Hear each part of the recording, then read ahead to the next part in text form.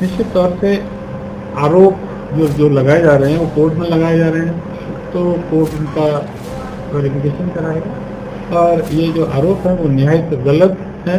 कभी कैदियों के आपसी झगड़े तो कभी और व्यवस्थाओं के कारण सुर्खियों में रहने वाली जयपुर जेल एक बार फिर चर्चा में है और चर्चा का कारण है एक कैदी की ओर से कोर्ट में लगे वह अर्जी जिसमें जेल प्रशासन पर गंभीर आरोप लगाए गए हैं।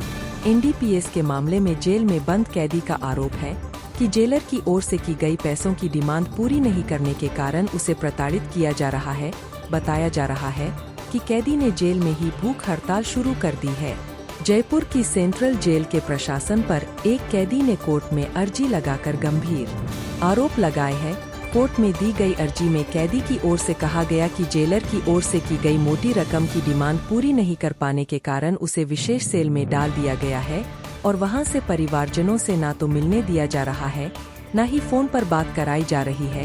कैदी के परिजनों का कहना है कि उसने जेल के अंदर ही अनशन शुरू कर दिया है, जिससे उसके स्वास्थ्य को खतरा हो सकता है।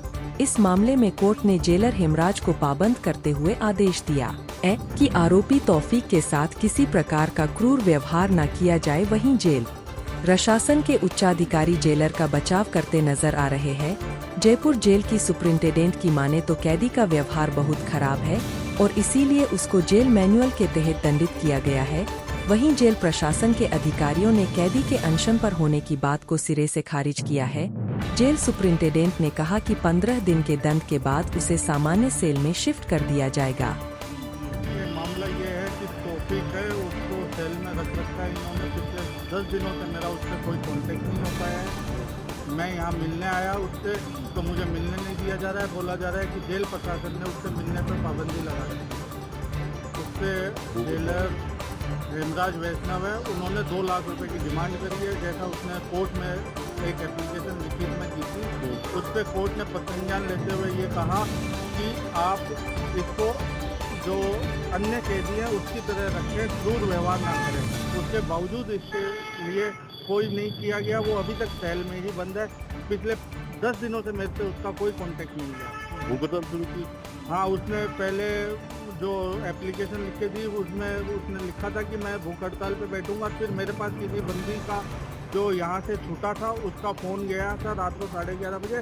उसने बोला कि तौफीक भूख हड़ताल पे बैठा हुआ है, आप उसको जाके संभालिए। जब मैं जेल में उससे मिलने आया था। तो अभी क्या कह रहे हैं?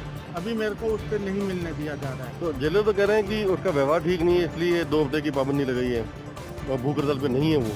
भाई वो मेरे को पता ही नहीं है, मेरी उससे बात ही नहीं हो रही है तौफीक से पिछले 10 दिनों से।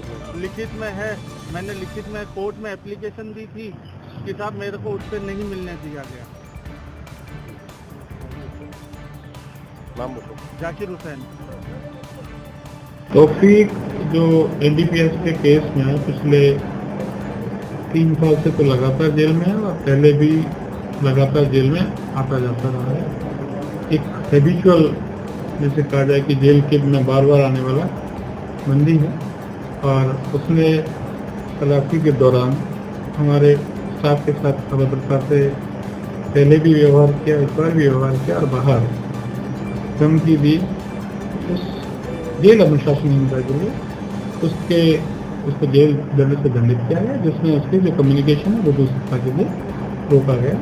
न तो उसके द्वारा किसी प्रकार की कोई भूख हड़ताल की गई है, न की जा रही है और अभी वो आराम से रह गया है। निश्चित तौर से आरोप जो लगाए जा रहे हैं वो कोर्ट में लगाए जा रहे हैं, तो कोर्ट उनका वेरिफिकेशन कराएगा और ये जो आरोप है वो निहायत गलत है।